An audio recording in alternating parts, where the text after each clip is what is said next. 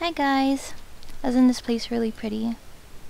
This is Plum Blossom Forest in Suzu, and I just think it looks really beautiful.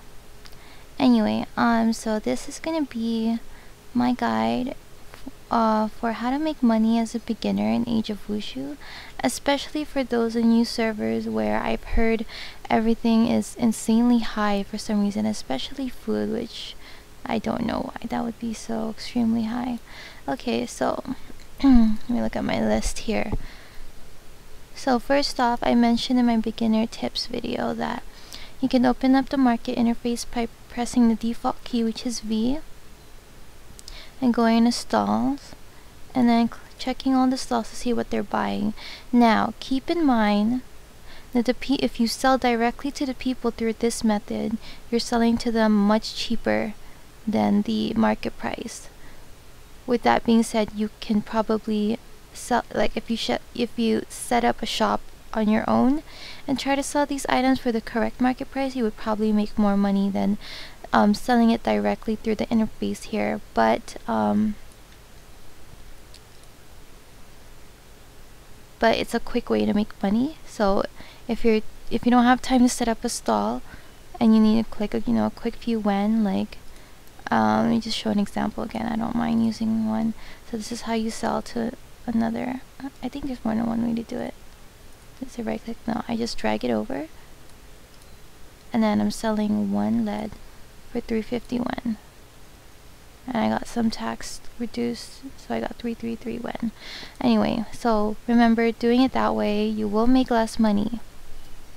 So that being said, my next tip is to have at least one more alt, if not a few, like I have. Between me and my boyfriend, we have 3 different alts, one for almost every craft. I have a herbalist alt, he has a tailoring and blacksmith alt, he's a poison maker, and I'm a craftsman. So the only thing missing is cook, but I have so many chef friends and guildies that I just send wheat to them for them to make me food. Anyway, so make at least one alt, and that one alt, if you're not already a cook, should be a cook, so that you can make your own steam bread, and it should also be your shop alt. Now, if the advantages of this is that you have a dedicated alt just for holding all the stuff you want to sell, so you save inventory space on your main character. And if you can't run 2 clients, then that's okay. I'd say maybe set up a stall before bed or something, at least for an hour. That's better than nothing, because you can multi-client in this game. You don't have to have any third-party program as long as your computer can handle it. You can have up to 3 clients open, I believe. So I have a shop alt where I keep everything there. I have more money there than on my main character and stuff, because I sell everything that's worth selling there. And so having that one alt being a chef, you can also make your own food and not have to buy it. The reason my boyfriend and I have all the other alts is because we use those alts to create the upgrading materials required to upgrade gear. We don't want to buy it, we'd rather farm it. And so that just works out for us. Okay, so next tip is crafting and gathering. It's really important in this game, so like learning what to do with it is really gonna help you make money. So I'm gonna go over some things you can do with the crafting and gathering. So let's go over to gathering. Mining, tons of professions use metals for various things, even tailors, because tailors need hasp that craftsmen make, and craftsmen need metals depending on what kind of hasp it is to make it. And of course, weaponsmiths, or blacksmiths, sorry, and craftsmen use metals. So ores are very in demand. Iron ore is from any beginner town, so that includes Yanyu Villa, Chengdu, Qianding Town, Jiming Post House, I think that's it. And I think I said Yanyu Villa. Let's see. Yanyu Villa, Jimming, or Kropo's house, sorry.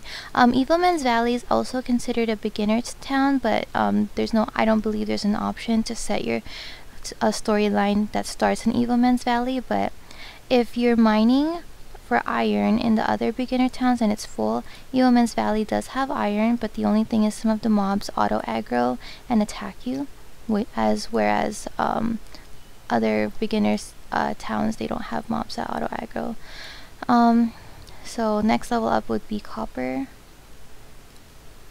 That would be in any school map. Next is lead, that's in Suzu and Yanjing. And next is silver, which you will find in is it Jinling? Yeah. In Jinling, where is it? In Jinling, or there are some hidden ones in the northern desert. They won't be listed on the map like this. You'll just have to look around, but there are silver nodes there. Next is hunting. Chefs, poison makers, herbalists use hunting. And you can hunt for skins. The good ones that make money are monkey skins, where you can find them at the Scholars map. Dog skins, which you can find by hunting fierce dogs in Luoyang. And rough goat fur, which you can get by hunting Haitian sheep in Evilman's Valley or Jinling. Now, to find the monster you're looking for to hunt, press M and search for the NPC. If you click searching, you should be able to find like which city has what mob, and you can search where the mobs are by, let's see, green bamboo snake in Suzu. So I'm just gonna put snake, search green bamboo snake, and that red dot is where the green bamboo snake is. So simple, right?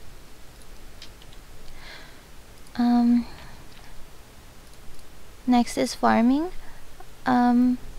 Tailors, chefs, and craftsmen, I think. Yeah, craftsmen through other crafts. Oh, and herbalists. Use farming, sorry. You can farm crops and silkworms. My advice for making quick money this way: farm rami, hemp, apognum seeds, which grow to be tender or dogbane. Farm yam if you have the time, because those take a while to grow up. And silkworms, all the silkworms can be sold, particularly the clamworm silk and the newly hatched silk. And woodcutting used by craftsmen and blacksmiths, not so much, but woodcutting is also mainly used for providing materials for guild halls to upgrade. I think the main ones would be osmanthus and pine wood together, because craftsmen can use that to turn into handles to make into weapons. And fishing, which I don't have, used by herbalists, poison makers, and chefs, I believe. Here's a very good tip that most people don't know, and that I didn't figure out until like way after I started playing this game. When you fish and you catch a fish, right click the fish to get the different materials it has. For chefs, I think they use the whole fish, but I think for like herbalists and poison makers, you have to right click the fish to disassemble it to get things like fish scale or fish skin. Okay, so I just went over the gathering skills.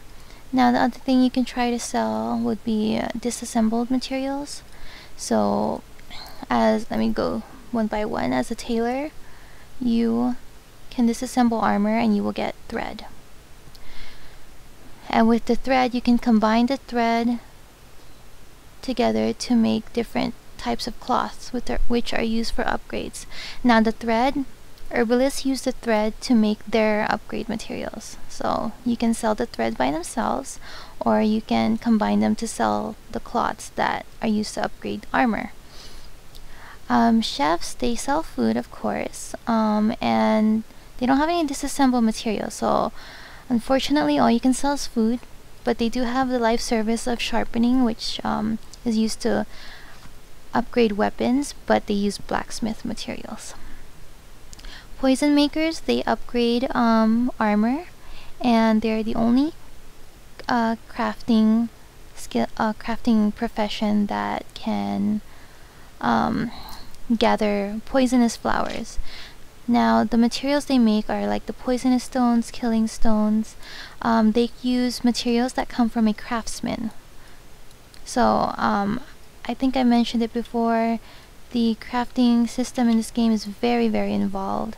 It'll take more than one craft. They created it in a way so that it's like a player trade system, and like players can kind of barter with each other with what they want and need from each other, if that makes sense. And so yeah, Poison Maker needs materials from a craftsman to make their upgrading materials that you can sell. You can also sell the Galtheria, since Poison Makers are the only ones that can collect the poisonous flowers. You can collect Galtheria and Heartbroken Flower, I believe. Those sell decently well. Galtheria is from starter towns, and Heartbroken Flower is from schools. School maps, yes. Craftsmen, they're the jack of all trades, as I've mentioned in my previous videos about crafting. They create something that different crafts can use. So let me just go over this. So I make accessories.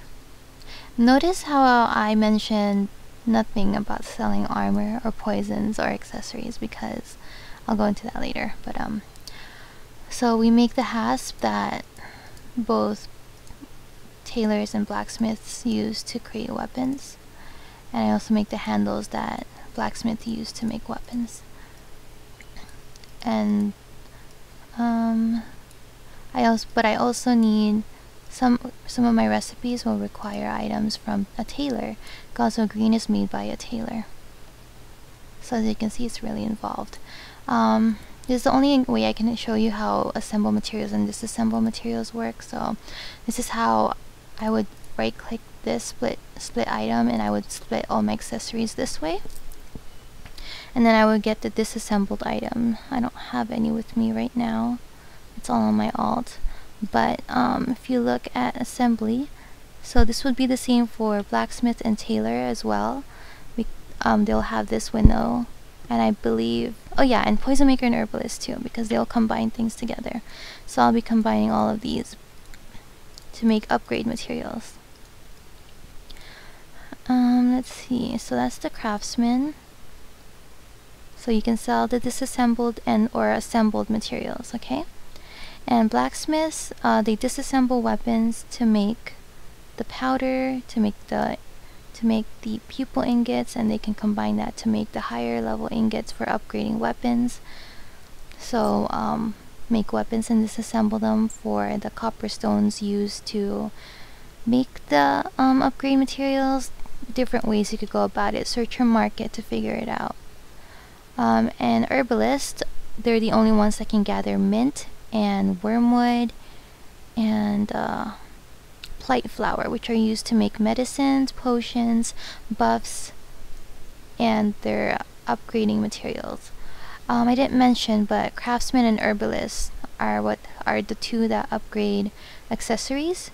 Poison makers and tailors are the two that upgrade armor.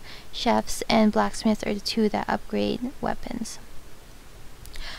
I mentioned before that an herbalist is going to need thread from disassembled armor that a tailor makes to make their upgrade materials, such as medicine cloth. Medicine cloth takes mint and flax thread, which comes from disassembling wood armor that a tailor can make. So you can sell the mint or whatever else flowers that herbalists can gather. Mint is from starter towns, and heartbroken flower, not heartbroken flower, plight flowers from school towns.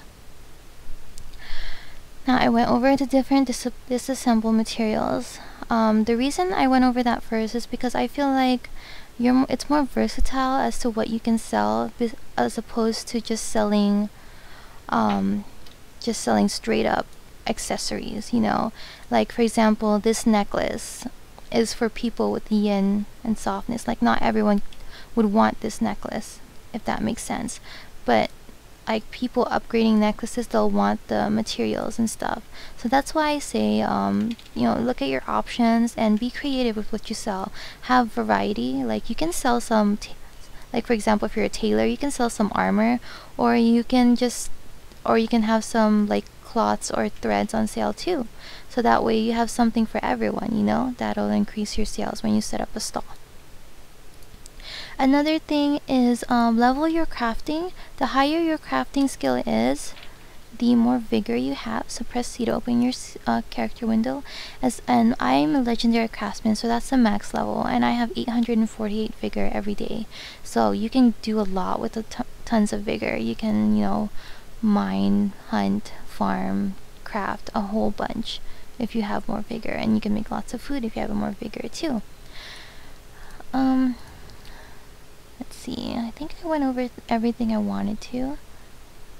I hope this guide helps you.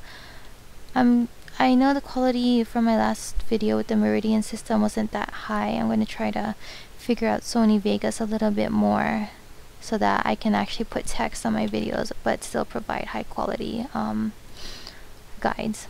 Anyway, thank you so much for watching, and I hope this helps you. Good luck in Age of Wushu.